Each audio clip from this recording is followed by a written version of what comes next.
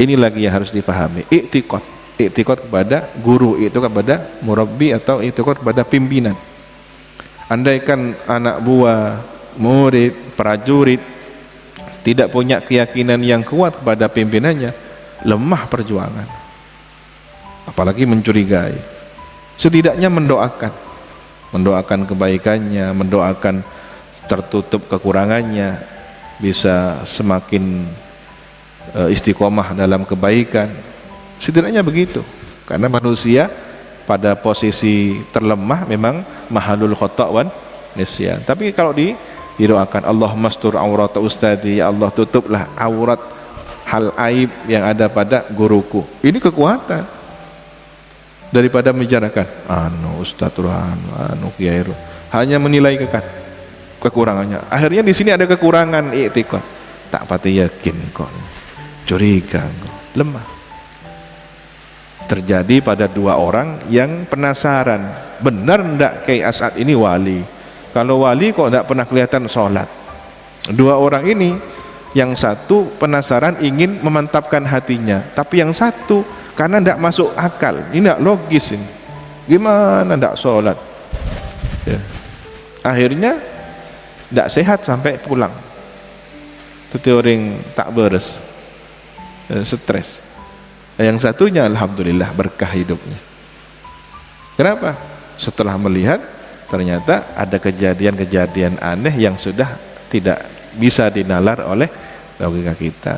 Bagaimana kayak As'ad meninggalkan trompanya, naik ke atas dipan, cornik, tak ada orang. Itu kemana itu? Dipan, kasur zaman dulu itu. Mau terbang kemana kan? Tidak puas, tanya, datang ke Kiai Hamid Pasuruan. Nyampe ke Kiai Hamid langsung, hati-hati karo gurumu, ojo sampai suudzon. Yai As'ad waliullah, langsung begitu kan. Kata temannya, tidak masuk akal, tidak logis ini. Tetap tidak logis ini. Datang ke Kiai Hasan Mangli, daerah Jawa Tengah, ingin mempertanyakan kewalian Kiai As'ad. Nyampe di sana langsung dibentak oleh Kiai Hasan. Mulai santri kok elek atine nang guru. Kiai As'ad sik tas beri ini. Baru kesini katanya Kiai As'ad. Wah, tidak logis katanya. Gimana, tidak masuk akal. Ya akhirnya dia pulang jadi orang yang tidak punya akal. Tak beres. Ini hati-hati perasaan kita. Kalau Anda dianugerahi keyakinan kepada seorang guru, terus rawat, tumbuhkan keyakinan itu. Bagi seorang murid, jadikanlah sosok gurunya itu sosok yang sudah ideal sempurna. Meskipun pada hakikatnya ada banyak kekurangan yang Allah lebih mengetahui. Boleh jadi prasangka baik murid inilah yang kemudian menjadi perantara Allah menaikkan derajat sang guru. Begitu.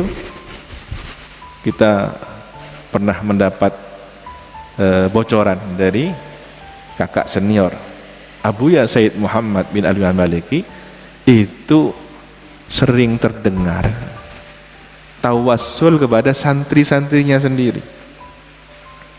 Bayangkan, guru yang sudah Masya Allah, orang sudah meyakini siapa beliau, derajat tinggi beliau, tapi tawassul, Syekh fulan, ya ini fulan, murid beliau yang dididik selama ini, ditawassuli. Ini kan husnudzonnya seorang guru pada murid, muridnya juga orang yang sudah dekat pada Allah.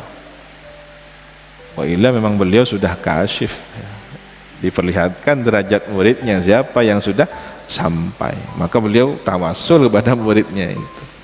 Tapi kan sulit ada guru mau bertawassul kepada murid, itu kan juga harus melawan kegengsian, iftikhar, kemudian isti'la. Engkau sing terakhir wa kebangiran mak engkau tawassul. Nah, ini kan jangan-jangan muridnya jadi mulia, dia malah rendah kan gitu.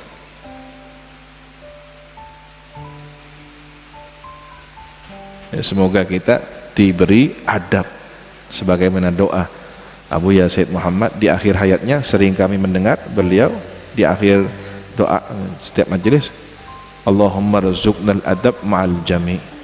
Ya Allah, anugerahilah kami beradab kepada semua orang, beradab kepada waliullah, ya, mulai dari yang paling utama, adab kepada Allah, adab kepada para malaikat Allah, adab kepada kitab suci Allah, adab kepada para rasulullah, para nabi Allah, adab kepada para waliullah, orang saleh, adab kepada kaum muslimin seluruhnya, ahlul kiblat, dia itu ada la ilaha illallah Muhammad Rasulullah. Bahkan adab kepada orang kafir husnudzon, mungkin boleh jadi dia husnul khotimah, dan kita khawatir jangan-jangan kita yang su'ul khotimah, na'udzubillah min dzalik. Bahkan kepada binatang pun, kepada benda mati pun, batu, kerikil yang dianggap tidak punya amal saleh, kita husnudzon, mereka itu tidak punya urusan hisab di perhitungan amal. Batu selesai urusannya, sementara kita masih dipertanyakan satu persatu, imma pada akhirnya ilal jannah, na'udzubillah, kalau kemudian terpleset ke jurang neraka. Wallahu subhanahu wa ta'ala a'lam bissawab.